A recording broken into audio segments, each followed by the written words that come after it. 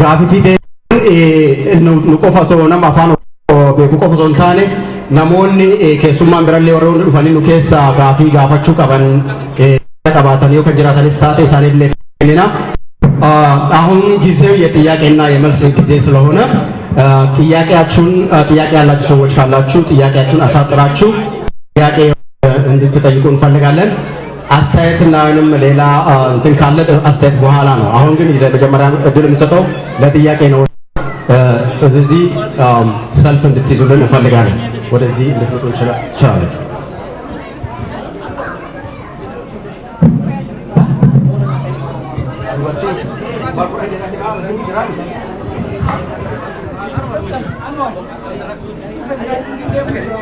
fundraising ini taban lebeka acit kenna apa curi dendesani please warri gafi qabdan asit hirira nugala warri wakeni tanimu gumacha tan takati acin gumacha yoo dandame dubartii shan dhiira shan ለጥያቄ ለመልስ ሰልፍ እዚህ ጋር ነው። 5 እህቶች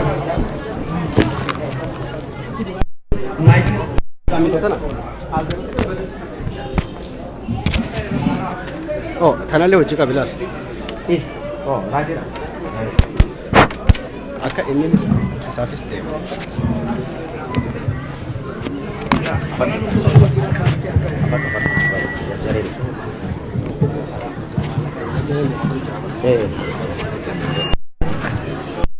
maka booda isin galatooma warroon isin gumaacha keessan itti fuftan gumaacha keessan itti nufufa garuu amma gaafiif deebii akkuma jenne nama meeqa Jamaaltu dura harka baasee Jamaaltu aasee Abdusabuur booda akkasumatti ilaa tibbot deema jechuudha akkasini okay so nama 5 dhiira argaa dubartoota irraa nama 5 nam tokko dubartirraa አንድ ሰው አግኝተናል ጥያቄ የሚጠይቅ ከእህቶቻ ሁለት ሰው አግኝተናል 5 ሰው ነው የምንፈልገው ነምበር ባና ነማ ጋፊ ጋፈቱ dubartootarra warra dhiiraa 5 goone itti fufnudha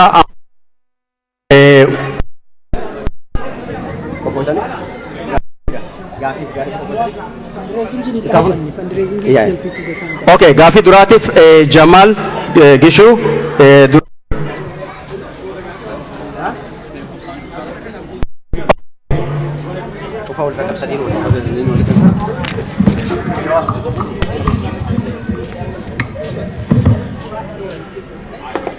السلام عليكم ورحمة الله وبركاته.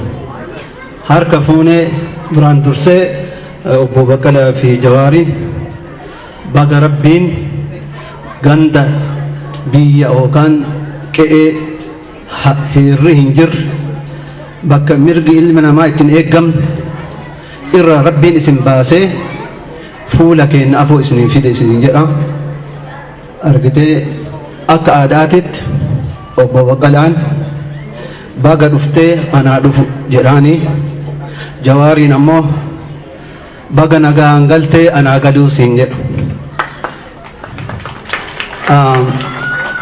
waan aadaa jennani waan takka yaadadhe aadaa keessatti diqqoo waan sun tuqee achirraan gaafiti yatti deema hibboo hibibi waan jedhu dur aadaa gaafa xiqqeennaa biyyaallee haga baane hoggaa hedduu daa'imummaa biyya baane hibboo hibibi hoo jedhani san hibboosan waa yaada dhibboontu maal jetti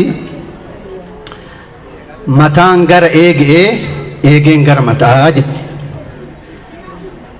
wanni amma hibbootan an yaadadheefi takka Oromoon Itoophiyaa jaalatti Itoophiyaan ammoo isii jibbiti kun maal nu argisiisa eegeen gara mataa mataan gara eegee kan lammataa ammoo Acaalu diinsaa acaaluu fi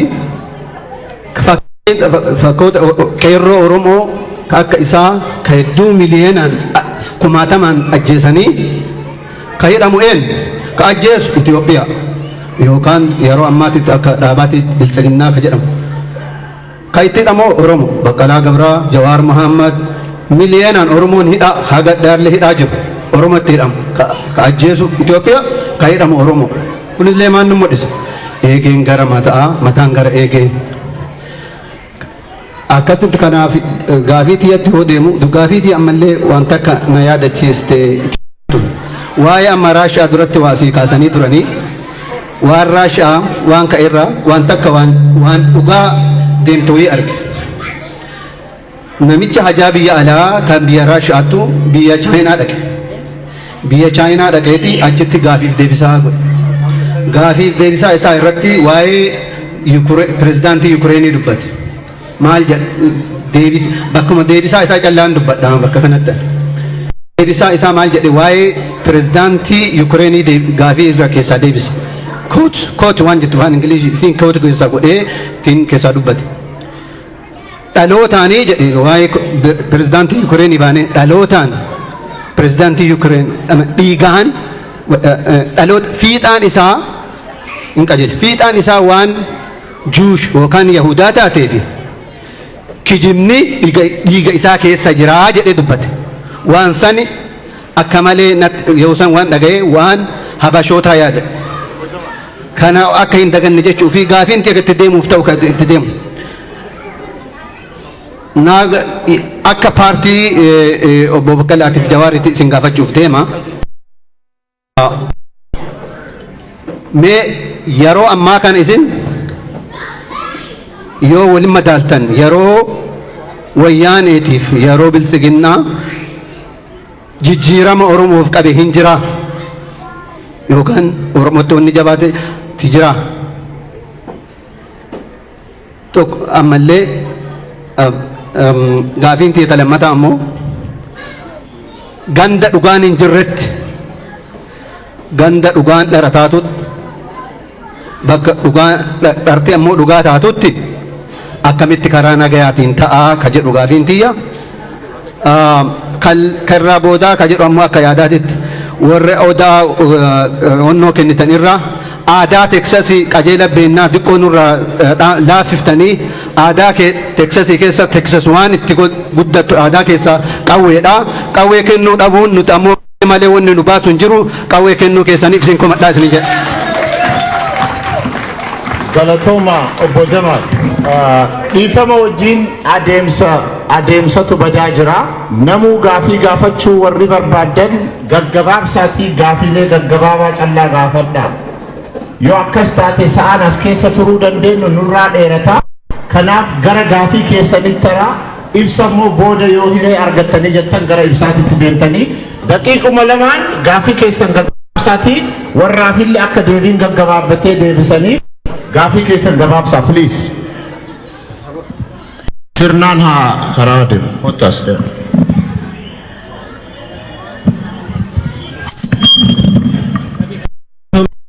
baga gammanne arraafun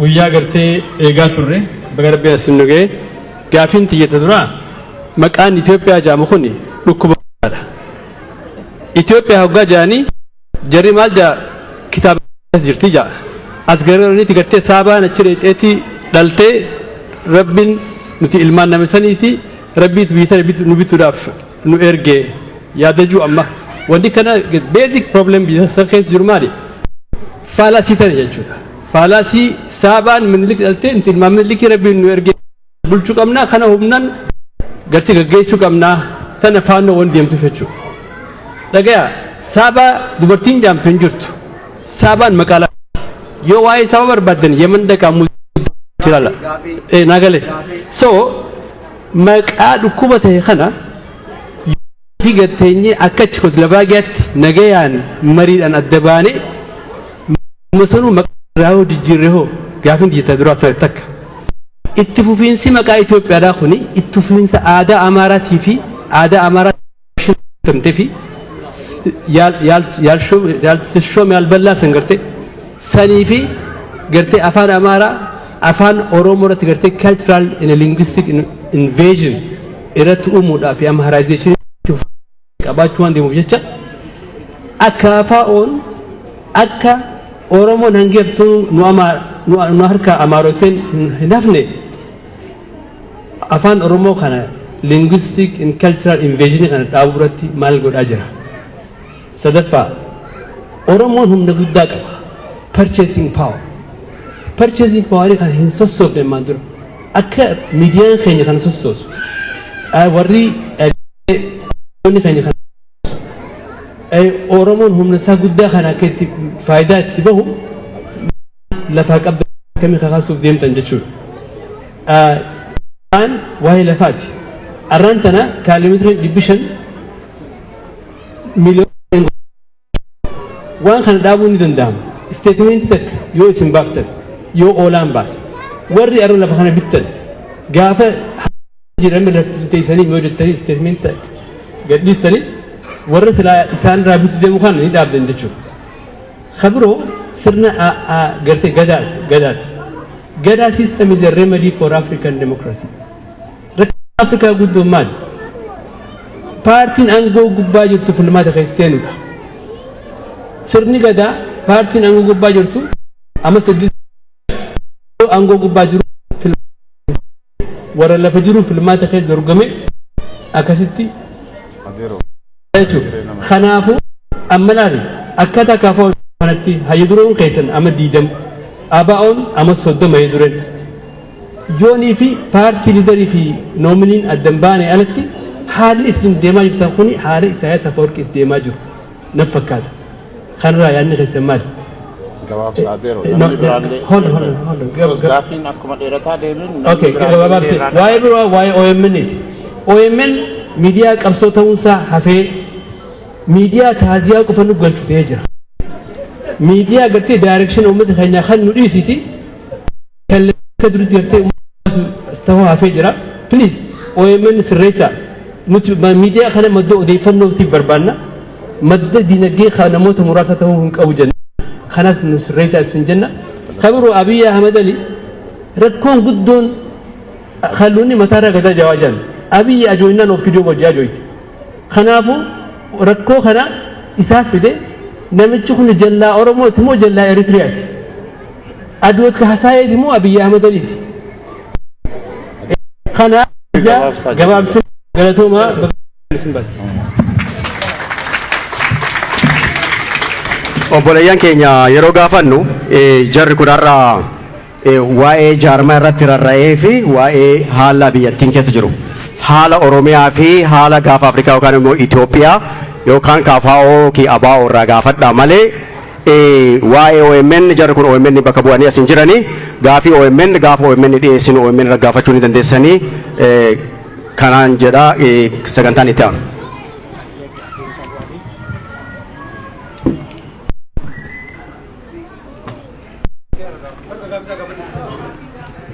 Galatoome.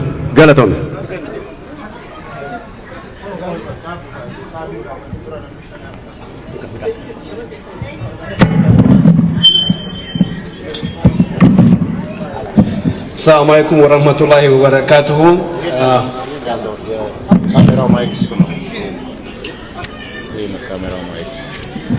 Obbo Baqqala Garbaa እንዲሁም ኦቦ በቀለ ገርባ የፖለቲካ ሳይንቲስቱ ጆሃር መሐመድ እንኳን በሰላም ዳላስ መጣችሁ። የኔ ጥያቄ አጭር ጥያቄ ነች። ለጆሃር ነው የማቀርበው ጥያቄውን። ይሄን ጥያቄ ጆሃር እንድትመልስ የምፈልገው እንደ እናንተ ፓርቲ ሳይሆን ከአሁን በፊት ብዙ ትንተናዎችን ሰጥተህ እነዛ ትንተናዎች እውን የመሆናቸው አንፃር እኔ ላነሳ የምፈልገው ጥያቄ ኢትዮጵያ አሁን ከበፊቱ ኢትዮጵያ አሁን ዘመናዊቷ ኢትዮጵያ እስላም ጠልነት ወይም ሙስሊም ጠልነት ከመቼውም ጊዜ ጣራ የነካበት ጊዜ ነው ያለውና ይሄ ነገር መዳረሻው የት ነው? መጨረሻው የት ነው? እስላም ጠልነትን የኢትዮጵያ ፖለቲካ ይዞ የሚጓዛው እስከ መቼ ነው? ለምንድን ነው ይሄ እስላም ጠልነት በአሁኑ ሰዓት ከመቼውም ጊዜ ከፍ ብሎ ያለውና ይሄንን ጥያቄ እንድትመልስ የሚፈልገው ከነባራዊ ሁኔታዎች ከሀገሩ የፖለቲካ ሁኔታ አንፃር መዳረሻውን የነገ እይታህን እንድታካፍለኝ የምፈልገው። ሰላም አለይኩም ወራህመቱላህ። Thank you. Dubartiin xiqqoo nutti aaraa jiranii so ladies first.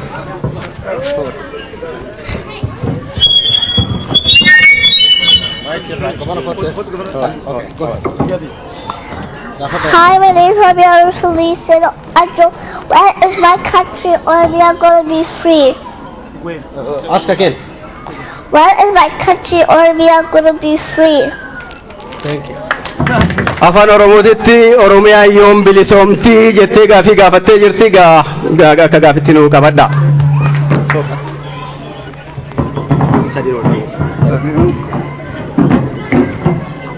Anwaari harkaan irra kaa'achuu feete fakkaata. Duraan dursee hayyoottan keenya kana fuuldura keenya arguu baay'ee gammadee jira. Jara lachuunuu parsenaalii beeka. Shikaagoo na beektanii isin Obbo Baqqalaa fi Obbo Jawaaris galatoomaa isin arguu kennaaf jedha.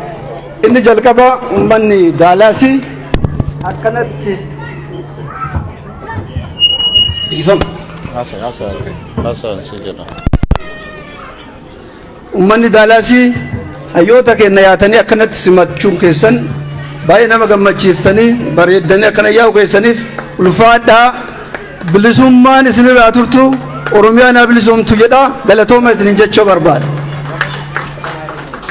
Itti aansuudhaan gaafiin kiyya akka KFO'ti jara gaafadha. Akkuma beektan yeroo ammaa kanatti Itoophiyaa keessatti yeroo baay'ee dalagamu uummata Oromoo tuttuquudhaan keessattuu dhimmi Minilikii hanga miidiyaatiin ba'utti miidiyaa baafatanii maqaa Minilikii tuttuquudhaan uummata Oromoo yeroo baay'ee dhimma aanoleetiif dhimma calanqoo irratti dhimmi kun seenaa sobaati jedhanii uummata Oromoo tuttuqan. Akka KFO'titti dhimma calli calanqootiif aanolee akkamitti ilaaltan ka jedhu jira kana gaafachuu barbaada. Yeroo ammaa kana akkuma beektan manni biyya bulchaa jiran dhimmi kun dhimma sobaati jedhanii irraa dheessuu barbaadan. Kanaaf kun nu dhukkubsa isin KFO yoo carraa argattan uummata kana waliin teettanii haasoftan dhimma kana akkamiin ilaaltanii ka jedhu barbaada gaafiin kiyya jalqabaa isa. Inni lammataa gaafiin kun yeroo baay'ee deddeebi'eetiin gaafatama. Anillee yoo irra deebi'eef na folcha haa ta'u malee tiisisaa gurra onqa jiru dhangaan hin mi'aawu akka Oromoon jedhe san nuun jarri keenya kunni nuuf qaaliidha. Akkuma Hacaaluun ani Oromoodhaaf qaaliidha jedhe hayyoottan keenya kun nuuf isin qaaliidha. Biyya san yoo deebisan seeftii keenya baay'ee yaaddoofna kaleessallee yaaddaa turre har'allee immoo yaaddoon sun nun dhiifne gaafa biyya deebitan mootummaatiin eegumsi isinii godhamaa jiru maaltu jira. Yoo sanuu ta'uu baate mootummaan illee yoo rakkoon isin irra ga'e Oromoo hayyoota akka keessanii kan argachuudhaaf yeroo baay'ee hoggaa dheeraaf itti dhiphatee Oromiyaan hayyoota akka keessanii kana nuu laatte. Kanaaf gara uummata Oromooti wanni eegumsi isiniif godhamu ka isin beektan gara qeerrootis ta'e gara hayyoottan Oromootis ta'e maaltu jira. Biyya sanitti deebi'uun keessan baay'ee nu yaachisa. Kun isin waliin dhiphachaa ture jechuudha. Inni gara biraa sabaaf sablammoota waliin dhufnee hiree biyya sanii waliin murteessina mari'anne jettanii yeroo baay'ee yaada keessan kennaartan. Hayyoota gara biraa yoo laallu yeroo baay'ee dhimma marii irratti fakkeenyaaf lola ta'e keessatti hayyoonni saba biraa irraa keessattuu hayyoota uummata Amaaraa keessa kallattiidhaan waraana san hayyoonni marti nama lama akka dhimma kana dheennaan hordofaa tureetitti nama lama qofatu lolli kaaba Itoophiyaatti deemaa jiru kun lola sirriitii miti jedhaniit hayyoota Amaaraa keessa nama lama qofatu waan san mormaa ture.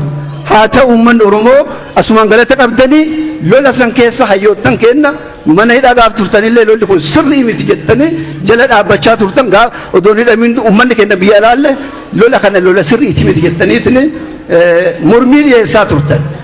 Uummata hayyoonni guutuun lola deeggaru waliin akkamiin teettanii biyya kana dinkuraasessuu dandeessan ka jedhu gaafii isin gaafachuu barbaada. Ulfaadhaa dadhabbiin keessan bilisummaa haa ta'u galatooma isin jechuu barbaada. Ulfaadhaa. Galatoomi Tiboo.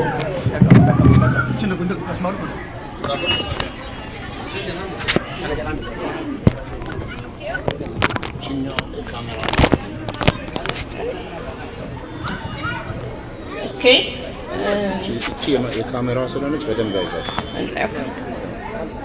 ኦቦ በቀለ እና ጆሃር መሐመድ እንኳን ደህና መጣችሁ። ይሰማል? ጥያቄ እኔ አዝ ኢትዮጵያን ሙስሊም እና ብዙ አይነት ዘር ያለኝ ሰው ነኝና የኔ ፊውቸር ምንድነው? ሁሉም በየዘር የተከፋፈለ ነው። ሁሉም ከየቦታ እየተባረረ ነው። የኔ መጨረሻ ምንድነው የሚሆነው? ይሄ ነው የኔ ጥያቄ። አጭር ጥያቄ ነው። Thank you.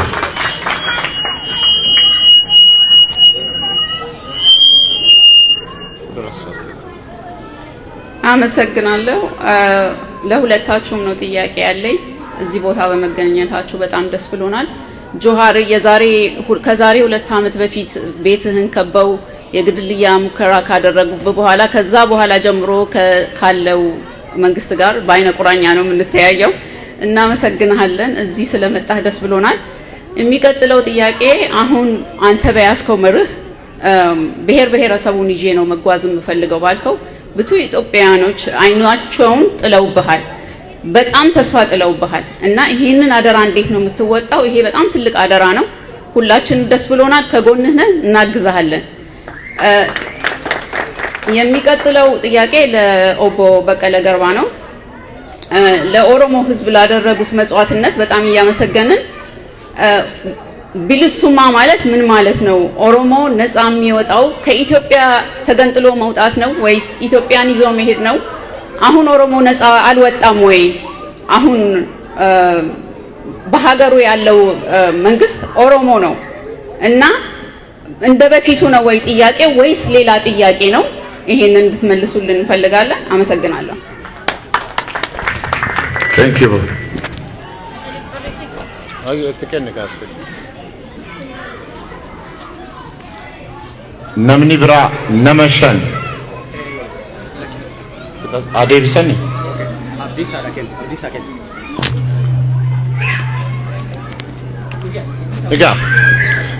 Nigaa jedhe Jawaar deebii kana adeebisuuti si kenna hiree nigaa jedhe Jawaar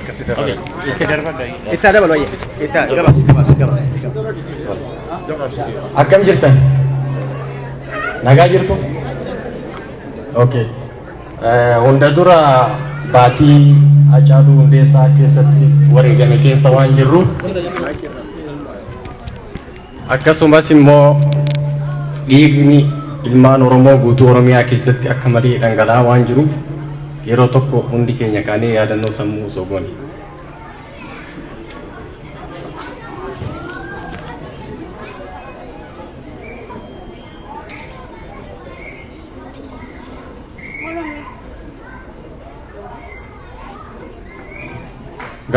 Galatoma ta'a.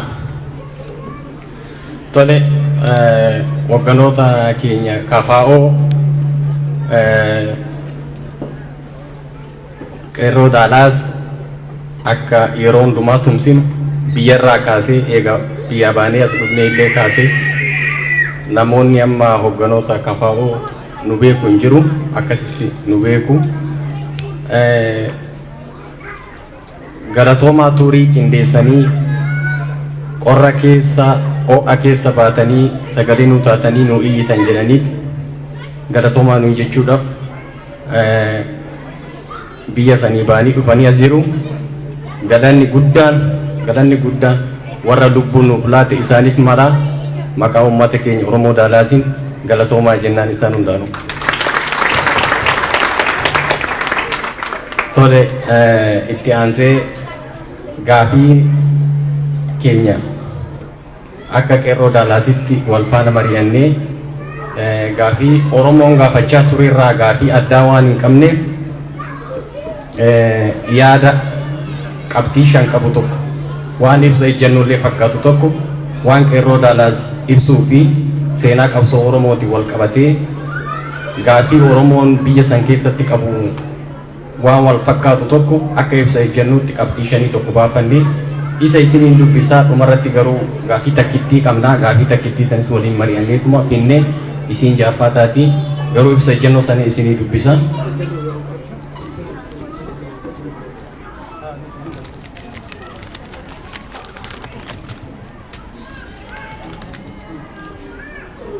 Tole, gaafin dura Oromoon akka seenaa qabsoo Oromootti isaa taatu akka fedhii Oromoon guutuu addunyaatti fi Oromiyaa agarsiisaa jirutti gaafii takkittii qabna. Gaafiin takkittiin tunis gaafii abbaa biyyummaati. Gaafii abbaa biyyummaa jalatti gaafiin Oromoo hundumtuu deebi'a wanti addaan cicciranii dhiyeessaniif waan hin jirreef gaafiin Oromoo gaafii takkittii isinis gaafii abbaa biyyummaati. Wanti akka gaafii Finfinnee, gaafii dimookiraasii, gaafii walqixxummaa saalaa maal jedhu kun hundi gaafa biyya arganne achi jalatti deebi'a. Gaafa goonni keenya kan akka Obbo Baqqalee fa'aa kan akka hoogganaa keenya Jawaar Mohammad fa'aa kan akka goota keenya gaarreen Oromiyaa keessaa buufisu akka Marroo fa'aa biyya qabatan yoo isaan nu cunqursuu barbaadan mirga dimookiraasii, mirga walqixxummaa, mirga dhala namaa jennee isaan gaafanna. Wanti har'a nafxanyaa afaan qawweetiin biyya teenya qabatte mirga dimookiraasii, mirga walqixxummaa, mirga Finfinnee jennee akkuma Tigraay gaafii Maqaleen qaban, Sumaaleen gaafii Jijjigaan qabdu, Sidaamni eengadda naannoo ta'e hundaa'e gaafii hawaasaan qabu.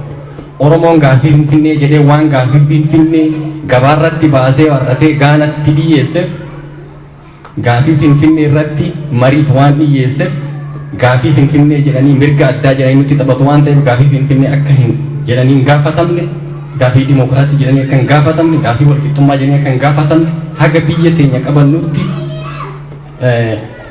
gaafii abbaa biyyummaa dursinee deebii argachuu qabna kan jedhu qeerroo Daalaas qabxii tokkoffaa. Qabxii lammaffaa nuuf olchaa hundi sitti dheeres burjaajiin obbolaatu wal lolaa jira jettu akka dhaabbattu akka qeerroo Daalaasittis jabeessinee gaafanna. Qabsoon Oromoo qabsoo humnaan abbaa biyyummaa dhabnee harka keenyatti deeffachuuti malee qabsoo garee maqaa Oromoo qabdu takka aangessuutii moti. Yoo namoota dhuunfaa aangessuu taate Hayila Sillaasee, Mangistuu Hayilamaariyaamii kaasee hanga Abiy Ahmad ga'utti Oromoo himatu.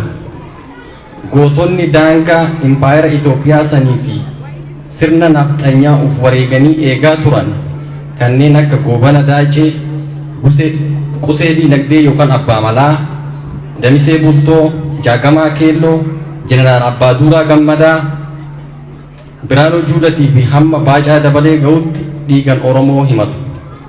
Sirna tuuta kana maraa jalatti Oromoon hadheeffatee bilisummaa isaaf falmaa ture malee obboloota teenyatu aangoo qabate jedhee falmaa isaatirraa hin ta'e. Kanaafuu burjaajiin obbolootatu wal lolaa jira jettu har'arraa akka dhaabbattu barbaanna. Abbootiin qabsoo Oromoo kaleessa kanneen akka Sooressa Jaarraa Abbaa Gadaa, Jaal Nadhii Gammadaa, Jaal Laggasaa Wagii fa'aa qabsoo abbaa biyyummaatiif wareegamanii addunyaa tanarraa galan.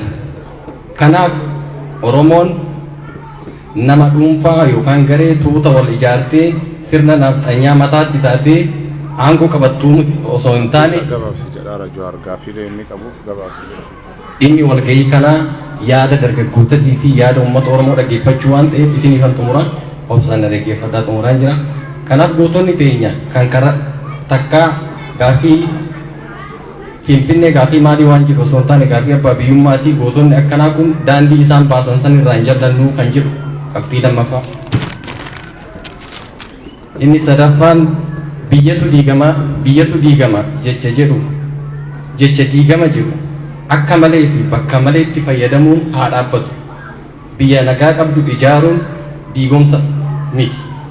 Abbaa fedhes haa ta'u maaliif lubbuun namootaa kurnoota fi dhibbootan dhumti? Namuu daangaa ofii beekee kabajaan jiraachuun biyya ijaaruudha. Seenaa dhiiga wal dhangalaasuu fi wal balleessuu malee karoora murruqqii walirratti baafachuurra gargar gallee daangaa teenya beeknee nagaan ollaa gaarii walii ta'uun biyya ijaaruu jedhama malee biyya diiguu hin jedhamu. Kanaafuu impaayera jigdee lafa ciiftu suphina jechuun dhumaatii lammiilee nagaa beekaa yookaan immoo osoo hin beekin sababa ta'uu waan ta'eef akka dhaabbatu afraffaa tuunni sirna Itoophiyaa harkaa qabu wajjin marii taa'uuf akka kadhatamaa jiru argina. Oromoon har'a marii sirna kana faana taa'u keessa utuu hin taane haalduree fedhii biyyaalessa Oromoo isin mariin qabattanii dhaqxan baruu barbaada. Tartiiba fedhii biyyaalessa Oromiyaa fi Oromoo adda baaftanii utuu marii hin teenye miidiyaadhaan uummata keenyaaf qaanii takkaan malee akka ifa gootan barbaanna. Wanti kana dura dhoksaan gootan gatii har'a baasaa jirruuf sababa ta'uu beektanii dhimmoota Oromoo mariif dhiyeessu barbaaddan kamiyyuu adda baaftanii akka ifa gootan gadi jabeessinee dhaabbilee Oromoo hundumaa gaafan.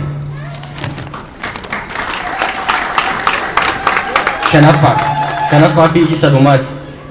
KFO'n dhaaba mormituu Oromoo qoxosoo ABO kan qawwee malee karaa nagaan Oromoof falmuun isa beekna. Yeroo takka garuu qaama walabaa ABO WBO fi PP walitti araarsuuf yaalu nutti fakkaachaa waan jirtaniif marii waliin duubaa hin goonu PP faana hin teenyu jechuu keessaniin wal tumsitanii utubaa walii ta'aa malee negosheetara ABO WBO fi PP walitti araarsuuf fakkaachuu osoo dhiiftanii yaada jedhu jabeessinee gaafan akka dhiiftan jabeessinee gaafan. Kanuma shananii dhumarratti gaafii takka qaba jaaffaa gaafii takkitti qabsoo Oromoo keessatti warri kaayyoo Oromootiif qabsaa'aa ture gaafa biyya qabannee jiru fakkeenyaaf ABO yoo fudhanne gaafa biyya qabanne hiree ofiin murteeffannaa Oromoodhaaf dhiifnaa hiree murteeffannaa Oromoodhaaf dhiifnaa garuu Oromiyaa bilisoomsinaa jedhe. Isin akka KFO'tti hiree murteeffannaa Oromoo gaaffiin Oromoo akka KFO'tti Itoophiyaa keessatti deebi'aa jedha. Garuu hiree murteeffannaa fedhii Oromoo ni eegdu moo isinumatu Oromoof murteessee Itoophiyaa keessatti hambisamoo fedhii murteeffannaa hiree Oromoo san Oromoof ni laattuu kan jedhu. Yoo hin laattan ta'e keeyyata 39ffaa heera biyyattii san keessaa ni hattumoo akkam kan jirudha. Akka na laattanitti uffata kana reenjarii wayii ofirraa qaba. Tuunni kana fakkaatan uffatan kun illee hin jiru.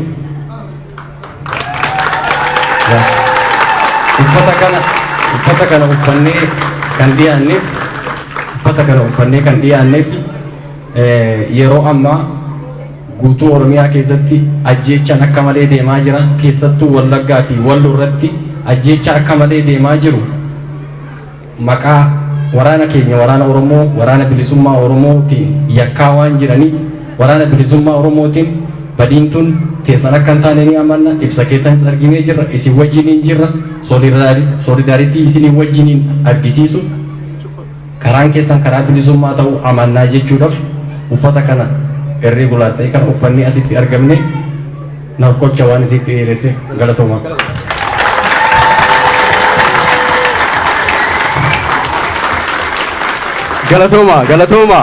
Galatooma.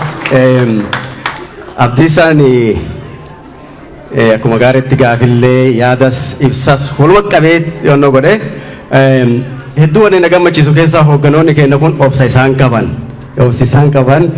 gaafii feetan gaafadhaa jedhanii hawaasa keenyaaf uummata keenyaaf waan hayyamaniif homaa wanni sodaattan hin jiru akka feetanii gaafadhaa waltajjiin keenya banaadha hoogganoota keenya irraa abdii waan qabnuuf.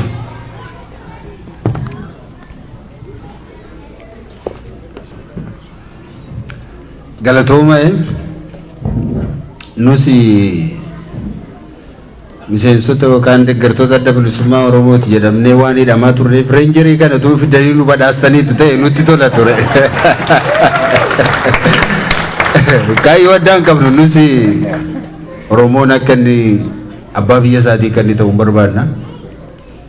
Ofii keenya murteessineen kenninuufi waa'ee keeyyata 39 sana heera mootummaa keessas taa'eera Kaafaa'oonis keessaa baasuu hin danda'u. Eenyullee keessaa baasuus hin danda'u. Nuti biyya keessatti yeroo hojjennu isin akka warra as teessanii taasoftu. Akka warra biyya keessatti akka warra bilisummaa qabu taasoftu isin. Namni isin hidhu hin jiru, namni isin gaafatu hin jiru, namni agabuu isin bulchu jiru, namni hojii irraa isin ari'u hin jiru. Nummoo akka nama biyyatti galuutti deebifna. Akkas wayyaanatti fakkaata.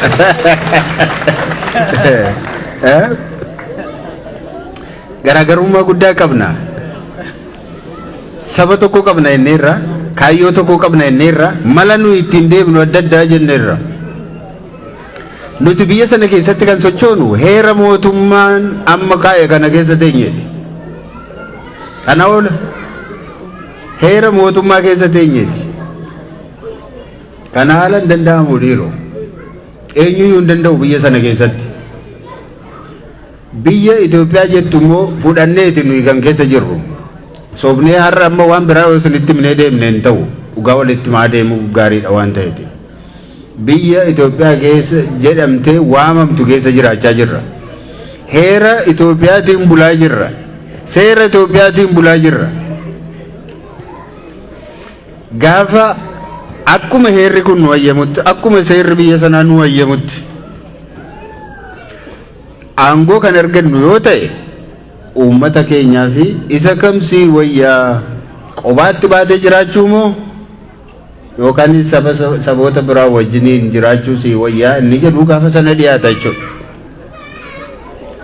Otoo wanta tokko harkaatii hin qabatin akka haadha manaaf abbaa manaa warra saani keenya yoo dhalte jabbishee eessatti hiina jedhanii wal lolanii akkas ta'uu hin barbaannu nuti. Bishaanicha laga sani gaafuma bira geenyu ceena, gaafuma sana ceena, gaafuma sana yoo dubbanne wayya. Har'a akkana ta'a jechuun yookaan akkas jechuun barbaachisaadha jennee hin amannu.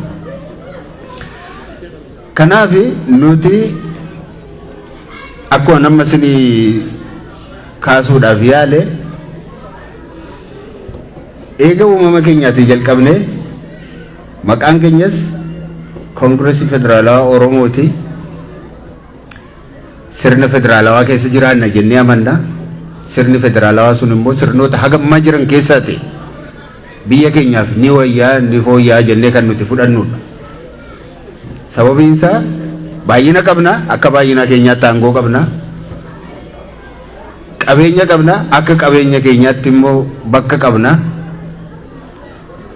Mirga keenyan kabachiifannaa, afaan keenyan guddifannaa, aadaa keenyan guddifannaa, kan saba biroos immoo akkuma kana wal hammannee saboota miidhamanii wajjiniin wal qabannee miidhagnee abaaboo fakkaannee biyya guddaa tokko immoo waliin ijaarrannaa kan jedhudha abdiin keenya. Kan nu hojjennuufis kanaafidha. Saba biraas miidhuu hin barbaannu, saba biraas akka nu miidhu miidhaas baadhachuu hin barbaannu. Amma kan nuyi qabsaa jirru miidhamne irraadha. Akka baay'ina keenyatti bakka dhabneerra, aangoo dhabneerra, qabeenyi keenya ormaaf ta'aa jira. Aadaa keenyaa fi afaan keenya akka fedha keenyaatti guddifachaa hin jirru, ofii keenyaan of bulchaa hin jirru. Kana mirkaneeffachuu qabnaa kan jedhuudhaan irratti qabsaa'aa jirra jechuudha. Adda bilisummaa Oromoo wajjin garaagarummaan keenya mala qabsoo irratti adda bilisummaa Oromoo amma galmaa'ee jiru wajjiniin immoo mala qabsoo irratti iyyuu garaagarummaa hin qabnu. Mala qabsoo irratti iyyuu garaagarummaa hin qabnu. Heera mootummaa sana fudhatanii keessa jiru waan ta'eetiif. Waa'ee qawwee, waa'ee maalii kana almaan duras dubbanneerra, bakka biraattis dubbanneerra, waa'ee qawwee hidhachiisuu, hiikkachiisuu maal isa jedhu har'arra deebi'uu hin barbaannu. Gaafa sanatti barbaachisaa ture, dhugaa nutti fakkaate, garlachuu nu wal amanuu dadhabaniitu garuu koree kana hin amannaa isin hojjedhaa nu jennaan hojjechuudhaaf yaallee waan sun hin fashalee gaafa sana sirrii ture har'a sirrii ta'uu dhiisuu danda'a. Qawwee tiksaasii wajjin wal bira qabee gaafatee obboleessi qabu. Har'as taanaan Oromoon dhuunfaa isaatti akka nama tokkotti qawwee hin qabatin namitti jedhu jira jennee yaannu hin ta'uus hin qabu. Qawwee isaa qabachuu qabu. Dhuunfaatti qawwee qabachuu. Maaliifi saboonni biroon hin qabatu waan ta'eetiif Oromoonis qabachuu qaba. Mirga kanaaf hin falminaaf. harrastaanaan dhuunfaasaatti qabachuu qabu jennee amanna.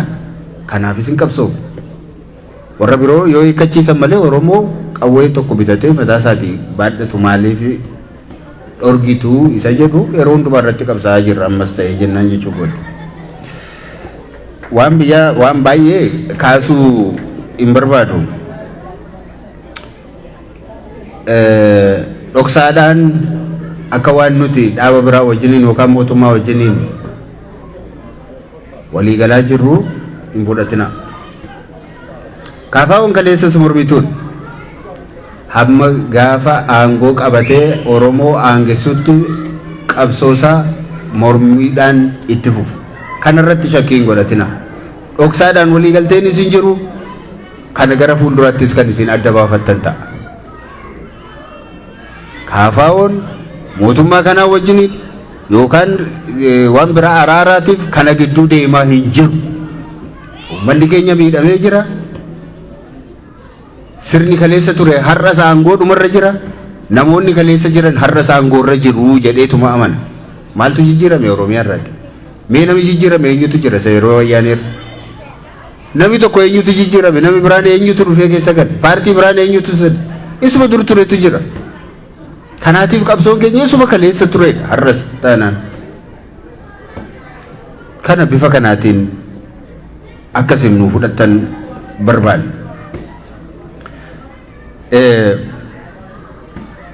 እዚህ እህቶቼ ያነሱት ደግሞ ትንሽ አስተያየት ለመስጠት ያህል ኢትዮጵያ ውስጥ ዛሬ የሰላም ጠልነት አለ የሚለው ነገር እኛ እንደ ፓርቲ ይሄ ልክ ነው ብለን አናምንም። ልክ ነው ብለንም አናቅ። እኔም እንደገለጸ እንደዚህ አይነት ጠልነት አለ ብዬ አልገምትም። ዛሬ በሁሉም እምነቶች ላይ ሁሉም እምነቶች በየአካባቢያቸው ብዙ ተጽዕኖ እየደረሰባቸው ነው ያለው። ለምሳሌ ኦርቶዶክስ ዶሚኔት በሚያደርግበት ቦታ ሙስሊሞች ቪክቲም ሊሆኑ ይችላሉ፣ ሰለባ ሊሆኑ ይችላሉ። ሙስሊሞች በሚበዙበት ቦታ ደግሞ ሌሎች እምነቶች የእምነት ተከታዮች ቪክቲም ሊሆኑ የሚችሉበት ሁኔታ አለ። ይሄ በአጠቃላይ የመንግስት ፌለር ነው። መንግስት አገሪቱ በደንብ መቆጣጠር ባለመቻሉ ነው። ስርዓትን ማስፈን ባለመቻሉ ነው። ህግን ማስከበር ባለመቻሉ የመጣ ነው እንጂ አሁን ተናግሬያለሁ።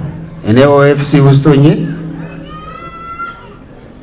ስለ ብሊሱማ ወይንም ደግሞ ኦሮሚያ ትገነጠላለች ብዬ ተናግሬም አላውቅም።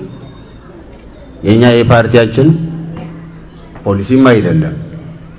እኛ በዛ ሀገር ውስጥ ኦሮሚያ የራሱ የሆነ ቅድም እንደተናገርነው ባህሉንና ቋንቋውን እያሳደገ እንደ መሬቱ ስፋት እንደ ህዝቡ ብዛት እና እንዳለው ሪሶርስ ቦታ ይኑረውና ከሌሎች ብሔር ብሔረሰቦች ጋር መልካም ግንኙነት ኖሮት አንድ ዲሞክራሲያዊት የሆነች ፌደራላዊት የሆነች የሁሉም ሃይማኖት የሁሉም ብሔሮች የሁሉም መብት የሚከበርበት አገር እንድትኖር ነው የምንፈልገው። ከዚህ ዝንፍ ብለን አናውቅ። ይሄ ለፖለቲካ ብቻ የምናወራው አይደለም፣ እምነታችን ነው። እኔ እምነቴ ነው። ሰው ይውደደው ይጥላው ብዙም እንትን የለኝም። ይሄ እምነቴ ነው። ለዚህ ነው KFO ተስማምቶኝ ዋጋም እየከፈልኩ ያለሁት። የኔ ብሔር ከሁሉም በላይ እንዲሆን አልፈልግም። ከሁሉም እንዲያንስ ደግሞ አልሻም። ለዛ ታገላለሁ።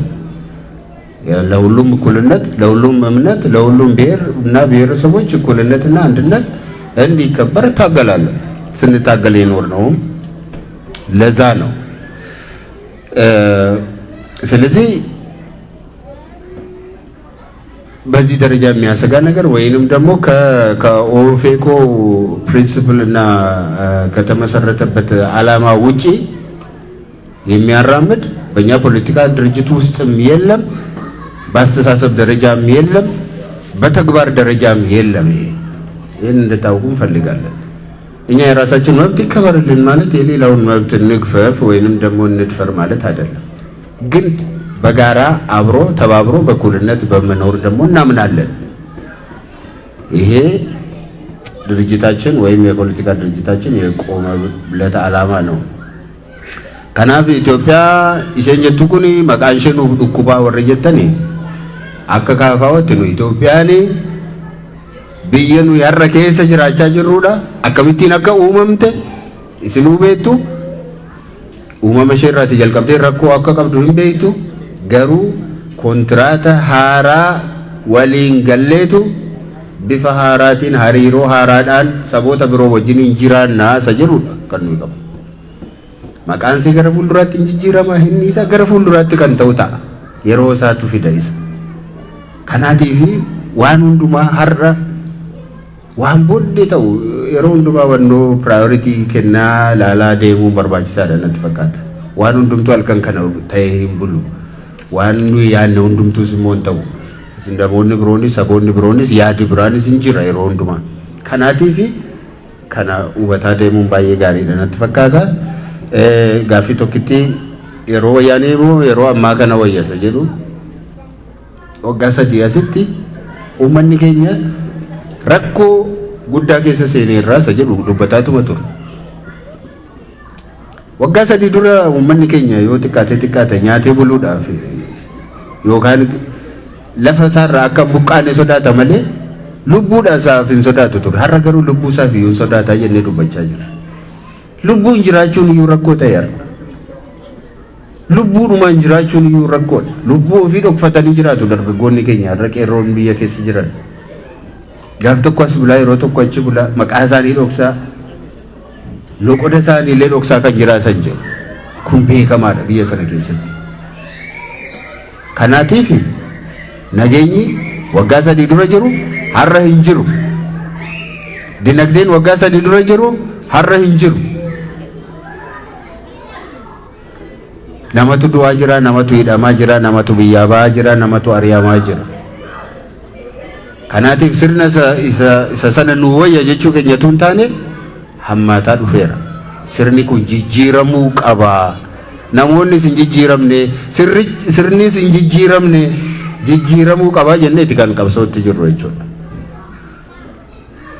Kan akka bifa kanaatiin akkasiin nu hubattan hin barbaada. Gaaffiin hin deebiin yoo jiraate tokko tokko dhuunfaadhaan kan Jawaariin gaafatames jira natti fakkaata inni haa deebisu.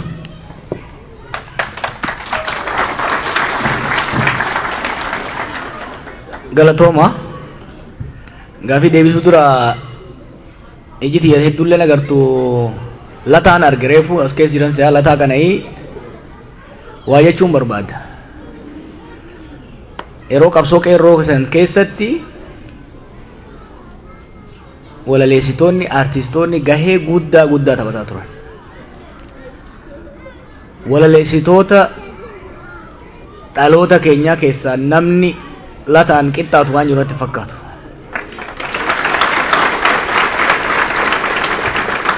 Miira Oromummaa kaayyoo fakeeka qabsoo qeerroo namni hanga isaa bareechee dhiyeesse sanuu sirna san keessa taa'ee onneedhaan. Gara walaleessitootaatiin haa caaluu yoo qabaanne gama walaleessitootaatiin lataa qabnaa baga lubbuun si baasee asis wal agarre galata guddaa irraa qabnaa galatoomii ammas jiraadhu jabaadhu jenna. Waan tokkoon isin kadhachuu barbaada. Bakkuma kamittuu waltajjii kamirrattuu namootas ta'ee saboota waan arrabsuuf xiqqeessuun fayyadaminaa jechoota. Gaafii uummata guddaa qabna nu. Gaafii uummata guddaas qabna. Gaafii guddaas qabna. Dhugaa qabna. Gaafii uummata guddaa, gaafii guddaa, dhugaa guddaa kana qabannee arrabsootti hoggaa seennu namoota isaa taatu gartuulee arrabsootti hoggaa seennu gaafii san xiqqeessina saba san xiqqeessina jechuudha. Kanaaf gaafii hoggaa gaafatamu bifuma naamusaatiin gaafachuutu wayit zakkaa'u ba'aa guddina ulfina gaafii saniitiif bakka qabaata. Kanaaf hoggaa gaafattan warra as jirtan jechuu guyyaa miti bakkuma adda addaatti arrabni nama xiqqeessa. Arrabni gaafii guddaa salphisa. Kanaaf sanirraa akka of eegnu jechuun barbaada. gaafilee hedduu deebisee jira Baqqalaan. Dhimmoota kaanis deebisaa turre. Dhimma kaafa'oo jala murree wanni himuu barbaadu nu gaafii har'a baasee miti kaafaa'oon. Kaafaa'oon sirna federaalawaa dimokiraatawaa ta'e ka Oromoof sabaaf sablammoonni qe'ee isaati irratti ittiin bulchan mootummaa ofii filataniin aadaa afaan isaanii guddifatan diinagdee isaati irratti abboomaman akka Itoophiyaatti immoo biyya sabaaf sablammoonni akkaataa gumaata isaanii baay'ina isaanii madaalaween aangoof qabeenya ittiin hiratan ijaaruu barbaanna. Kana jechuun warroota biraan ukkaamsinaa jechuu miti. Jira warri yuunitarii jedhu. Isaanillee haa dhabamanii farra biyyaatii haa daakamanii damsasa'u hin jennu. Yaada isaanii haa dhiyeessanii murtii uummataatiin deemu. Warri immoo naannoo fi walaba baasee biyya ijaaruu barbaadu jira. Sanirra faayidaan sirna federaalizimiiti jenna garuu biyya diiguu eddanii kanaafuu isin diiguu qabna jennee lola ittiin labsinu jechuudha. Kuni ejjennoo kaafa'u yeroo dheeraa irratti deemnee akkuma Baqqalaan jedhetti itti amannees kan deemaa jirrudha. Ka ijoolleen qeerroo kaaftan gaafii abbaa biyyummaa dhugaadha. Gaafii abbaa biyyummaati. Gaafiin abbaa biyyummaa waa sadii of keessatti qaba. Gaafii eenyummaa qaba. Gaafii diinagdee qaba. Gaafii aangoo siyaasaa qaba. Gaafii eenyummaa bakka adda addaatti akkan jedhetti qabsoon kun hoggaa eegalu eenyummaa reconstruct gochuu revive godhee reconstruct gochuu irraa eegalu. Gaafii oromummaa kan jennuun san jechuudha. Gaafiin lammataa qabeenya Oromiyaan qabdu qabeenya rabbi nu badhaase beekumsa qabnuun saamichi nurraa dhaabatee misoomfachuudha. Sadaffaa eenyummaas guddisuuf ta'ee qabeenya irratti abbaa ta'uuf mootummaa ofiin filanneen warri filanne sun immoo seera nuu ta'u tumanii maammata nuu ta'u baasanii deemuu. Waan tokko hin dogongoriin akeerroon Baqqalaaf Jawaar aangoo qabatanii Oromoo irraa rakkoon hin kaati jettanii hin yaadinaa. Wanni nuti qabsoofnu Baqqalaaf Jawaar aangoo irra baasuufi miti. Mootummaa ummataan filatame ka ummataan bu'uu danda'u dhaabuudha tokko. Lammaffaa qabeenya irratti abbaa ta'uudha. Sadaffaa eenyummaa keenyaan tikfanne osoo hin dhiibamin jiraachuudha. Kun immoo namootaan hin deebi'u. You will regret. You will regret. Maaliifi yoo sirna jaaru irratti sirna gadi dhaabu irratti yoo fuulleffachuu waanne namoota aangeessuu irratti yoo kadeemnu taate dogongora ta'a. Kana sirreeffachaa deemuun barbaachisaadha. Waa'ee biyya diigamuu. This is not a joke. Akka dhaadannootti fudhatinaa. State collapse is the most dangerous thing. Akka inni romanticizing godhinaa.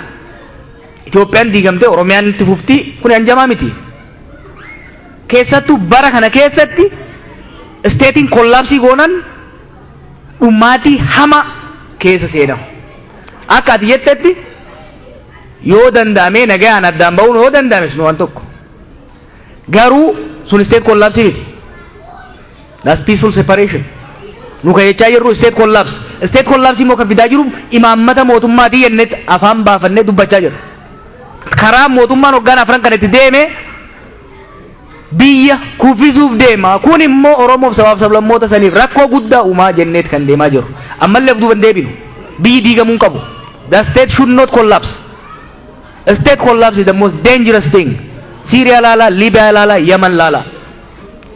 Kanaafuu gloss over goonee isin gammachiisuudhaaf waan beeynu waan hamaadha uummata keenyaaf jennee beeynu harka isin dhoofsisuudhaaf duuban deebinu. No.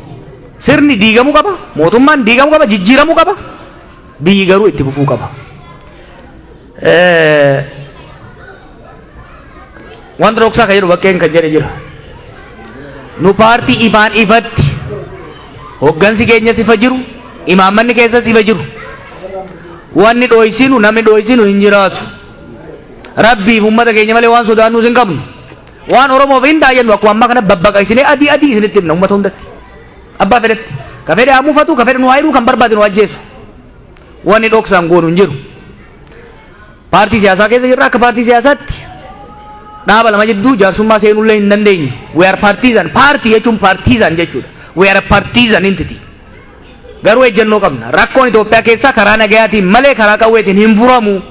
Kanaan mootummaan karaa qawweetiin deemuun biyya miidhaa deemaa jira. Kanaafuu lola dhaabiitii humnoota siin wal waraanaa jiran wajjin gara mariitti seenii jenna. This is our partisan position, our party position. General Assembly keenya irratti mari'annee fudhannee kan dhiyeessineedha jechuudha. Kanaaf bifa saniin akka hubatamuu barbaanna. እህቴ ወደ ጠየቀችው ጥያቄ ስመጣ የኦኤፍሲ ፖሊሲ በሃይማኖት ላይ ግልጽ ነው። ሴኩላሪዝም ነው። ሴኩላሪዝም ማለት ምን ማለት ነው? አንደኛ ሁሉም ሃይማኖቶች እኩል ናቸው በህግ ፊት በመንግስት አገልግሎት እኩል መሆን አለባቸው። ሁለተኛ ሰዎች በፈለጋቸው ሃይማኖት የማመን ያለማመን በፈለጋቸው መንገድ ፈጣሪን ማምለክ ከፈለጋቸው ደግሞ ያለ ማምለክ መብት አላቸው። ይሄ መብት መጠበቅ አለበት ብለን እናምናለን። የመንግስት ተቋማት ደግሞ ከሁሉም ሃይማኖት በእኩል ርቀት ላይ ኢኩዲስተንት በሆነ መልኩ መኖር አለባቸው ብለን እናምናለን። እውነት ከተናገርን ባለፈው 50 ዓመታት ከፍተኛ መሻሻል እዛ ሀገር ውስጥ መጥቷል። ሌትስ ኖት ቢ አንግሬትፉል አንሁን። በህዝባችን ትግል የሃይማኖት እኩልነት የሃይማኖት መብት እየተሻለ መጥቷል። የተወሰኑ ቡድኖች ቅድም በቄ እንዳለው በአንድ ሃይማኖት ላይ በዚህ ሃይማኖት ላይ ጥቃት ሊፈጽሙ ይችላሉ፣ ሊያጎድፉ ይችላሉ። it is part of secularization, it's part of democratization። ግን እኛ እንደምናየው የሃይማኖት መብት ከምን ጊዜውም በላይ እየተሻሻለ የመጣበት እንደሆነ ነው የምናየው። ኦፍ ኮርስ የመሻሻል ሲመጣ ፍትጊያዎች ይኖራሉ። ነገር ግን የተሻለ ነው ብለን ነው የምናስበው። እንደ ኦኤፍሲ እኛ ሁሉም ሃይማኖት እኩል ነው ብለን እናምናለን። ማንም ሰው የማመን ያለማመን መብቱ መከበር አለበት። ይሄንን መንግስት ማስከበር አለበት ብለን እናምናለን። እንደ ሙስሊም እንደ ተለያየ ብሔር እንደተወለደ ሰው የኔ ጣፋንታ ምንድነው ላልሽው፣ የኔና ያንቺ ጣፋንታ ያንቺና የበቀለ ጣፋንታ አንድ ነው። እዛ ሀገር ውስጥ ምንም ነገር አንቺ ተበድለሽ በቄ ተደላቆ የሚኖርበት ኢትዮጵያ አትኖርም። የዛሬ 4 ዓመት እንደዛ ስንል ቀልድ ሊመስል ይችላል። አንቺ ተሸማቀሽ እሱ ተቆራርጦ የሚኖርበት ሀገር አትኖርም። ስለዚህ እኛ የምንታገለው ላንቺም ለኔም ለበቀለም ለሌላውም ለሀጎስም ለከበደም ለሁሉም ለውጁሉም የሚሆን ሀገር ለመመስረት የምንታገለው ዘላቂ ሰስቴነብል ፒስ ሊመጣ የሚችለው ግለሰቦች እንደ ግለሰቦች ቡድኖች እንደ ቡድኖች መብታቸው ሲከበር ነው ብለን ነው የምናምነው። ለዚህ ነው ትናንትና ስናገር የአንድ ቡድን መሞትን ብቻ በማውገዝ የሌላው መሞት ምንረሳ ከሆነ ዝም እንምንል ከሆነ እየቀለድን ነው። አንድ ቤት በአንድ ጎን ሲቃጠል እኔ ጋር አይደርስም ብሎ መቀመጥ ሊሆን አይችልም። ስለዚህ ያንቺ ዕጣ ፈንታ እንደ ኦኤፍሲ እንደ ኦፌኮ እኛ የምናስበው ያንቺም የሱም የሷም የሁሉም ዕጣ ፈንታ የተያያዘ ነው። አንድ ኤግዛምፕል እንስጣችሁ። የትግራይ ህዝብ ሲጨፈጨፍ ብዙ ሲቀልም ነበር። እንዳውም ግፋ በለው ሲል ነበር። ሼኩ ቄሱ በሚያሳፍር መልኩ እኛ እስር ቤት ለስናይ ነበር። ያ ሰዓት ግን ትግራይ በረሃ ላይ አልቆመም፣ ተዳረሰ። ስለዚህ የሀገራችን ህዝቦች ዕጣ ፈንታ የተሳሰረ ነው። አንዱ በሰላም ኖሮ አንዱ እየሞተ የሚቀጥልበት ሁኔታ ሊመጣ አይችልም እና ያንቺ ዕጣ ፈንታ ከኛ ጋር የተሳሰረ ነው ብለን ነው የምናስበው። የብሔር ብሔረሰቦች እኛ የኦሮሞ ታጋዮች ነን። አሁን እንዳልኩት የኦሮሞ መብት መከበር ብቻውን ኢትዮጵያ ውስጥ ኦሮሞ ብቻውን መብቱን ሊያስከብር አይችልም። የጉራጌው መብት እየተገፋ የጉሙዝ መብት እየተገፋ ኦሮሞ ተንደላቆ ሊኖር አይችልም። ለትንሽ ዓመታት ሊኖረው ይችላል። አልቲሜትሊ ግን ሊሆን አይችልም። ስለዚህ እኛ ስንታገል ለሁሉም ብሔሮች እኩልነት፣ ሁሉም ብሔሮች ሁሉም ህዝቦች በቀያቸው ላይ ራሳቸውን ማስተዳደር ይጠቅማል። ኮሌክቲቭ ሴኩሪቲ ሊመጣ የሚችለው በዚህ መልኩ ነው ብለን ነው የምናስበው። ትላንትም ስንለው የነበረው ይሄ ነው፣ ዛሬም የምንለው ምናልባት ትላንት በደንብ አልገለጽነው ሊሆን ይችላል። እስር ቤት በመግባታችን ትንሽ ረጋ ብለን ሊሆን ይችላል። ከዛ ውጪ ግን የኛ ብቻ ሳይሆን የአባቶቻችን 3ኛ ጄኔሬሽን 4ኛ ጄኔሬሽን ላይ ደርሰናል። ይሄን ትግል ከጀመር በዚሁ ነው የምናስበው። ስለዚህ እንደ ኦሮሞ ታጋዮች በሀገራችን ውስጥ ሰላም እንዲሰፍን፣ ዲሞክራሲ እንዲመጣ፣ ሀገር ከመፍረስ እንድትቀር፣ ህዝቦች ከመተላለቅ እንዲመለሱ በምንችለው ሁሉ እንጥራለን። ከሁሉም ጊዜ በላይ ደግሞ አሁን መተሳሰብን መደማመጥን የሚጠይቅ ጊዜ ነው። አሁን መጫጫህ፣ መሰዳደብ፣ መገፋፋት ለከፍተኛ አደጋ ህዝባችን አጋልጧል። ስንት ቁስል እያለን ስንት በደል ተፈጽሞብንም እየተማጸንን ያለ ነው ወንድሞቻችን እንደሚተቹን መንግስትንም የተለያዩ ኃይላትንም ተማጽኖ በሚመስል መልኩ ድምጻችንን ዝቅ አድርገን የምንናገረው እየመጣ ያለው አደጋ ባለፈው 2-3 ዓመታት በመቶ ሺዎች የሚሆን ሰው አልቋል። ነገሮችን አረጋግተን ወደ ውይይትና ድርድር ማንገባ ከሆነ በሚቀጥሉ 2-3-4 ዓመታት የሚመጣው እጥፍ ድርብ ሊሆን ይችላል። ይሄንን አደጋ ለማስቀረት ነው፣ የተቻለንን ለመወጣት ነው እየሞከርን ያለ ነው። እንግዲህ ሁሉም እንዲያዳምጠን ተስፋ እናደርጋለን። የሚቻለን ግን እናደርጋለን። ኡመኒ ኬኛ እዱ ገለቶማዳ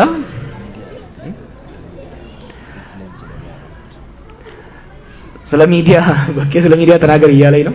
እኔ ከሚዲያ ወጥቼ ፖለቲከኛ ሆኛለሁ ሰውየው። ሎክ ሚዲያ ሲባል ተቋማዊ ሚዲያዎች ብቻ አይደሉም። በፌስቡክ የምትገቡ በዩቲዩብ የምትገቡ you really need to be very careful። እኛ ከዛ ሀገር ነው የመጣ ነው፣ ከወላፈን ውስጥ ነው የመጣ ነው። ወላፈኑም በቅርበት አይተነዋል፣ አደጋውን አይተነዋል፣ አጥንተነዋል። እሳት ራቅ ሲሉት ጌጥ ሊመስል ይችላል፣ ሊያበራ ይችላል። ሲጠጉት ግን ይጋፋል፣ ይፋጃል። ከሚፋጀው ቦታ ነው የመጣ ነው። ራቅ ብላችሁ የምትኖሩ አደራችሁን እሳቱ ላይ ቤንዚን አታርከፍክፉ። መንግስት መተቸት አንድ ነገር ነው፣ የፖለቲካ አመራርን መተቸት አንድ ነገር ነው። ሃይማኖትና ብሔርን ግን ለይቶ የጥላቻ የጦርነት ሰበካ ማድረግ የዩቲዩብ ቪውን ሊጨምር ይችላል። የዩቲዩብ ቪው በጨመረ ቁጥር ግን የሚያልቀው ህዝብ ቁጥር እንደጨመረ ማየት በጣም አስፈላጊ ነው።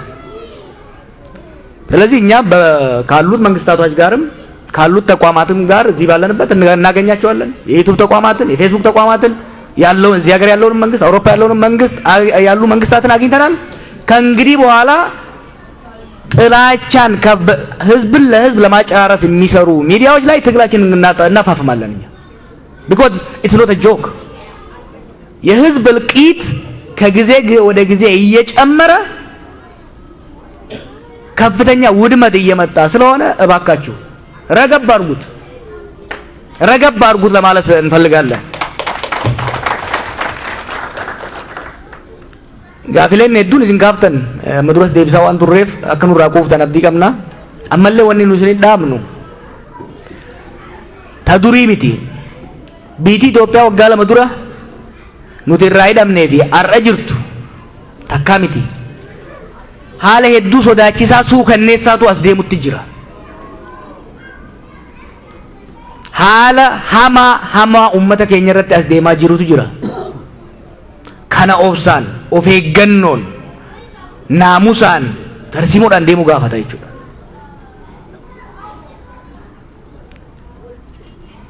Ni tolchina jennee daranuu akka hin balleessine aariin naasuun wanti waggaa lamaan nurra taasifame kun akka obsa nama fixachiisu akka abdii nama kutachiisu ni beeyna. Tarii isin caalaa gubanna bar odeeffannoo isin hin qabne hedduu qabna.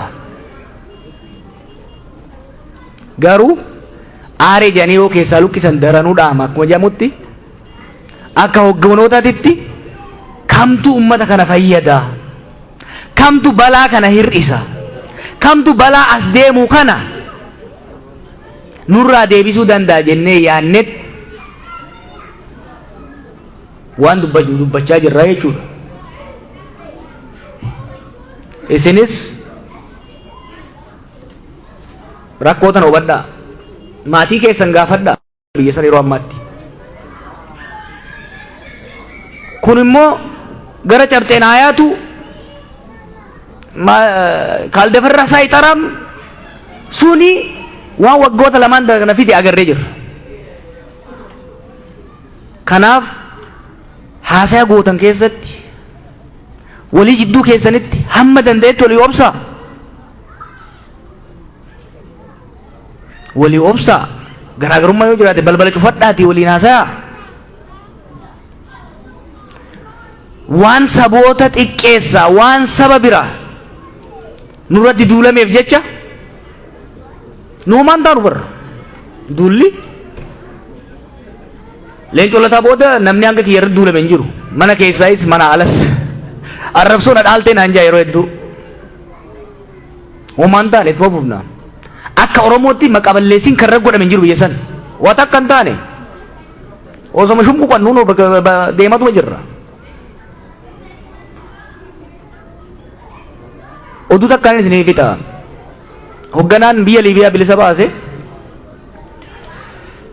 hoggaa warra koloneeffattoota wajjin wal lolu waraanni isaa hoggaa booji'ame warri koloneeffattootaan ijjeessan inni immoo hoggaa waraana warra koloneeffattoota booji'e qaama irraa dhigee madaa irraa fayyisee tajaajilee teessisa walloltoonni isaanii ni aaran ati maali diinni keenya bara kanurraa booji'ame hin ajjeesaa torchar godhaa ati maaliif akkana tajaajilte jennaan sun bar jarri diina malee barsiisaa keenya miti hammeenya isaanirraa hin barannu nuyi akka ummataatti bakka deemnu hundatti waan dubbannu hundatti waan sabootaaf kabajaa qabnu waan saboota walitti buusu osoo hin taane walitti dhiyeessu dubbachuu hojjechuudhatu nurraa eeggama kanuman jechuu barbaadaa galatoomaa.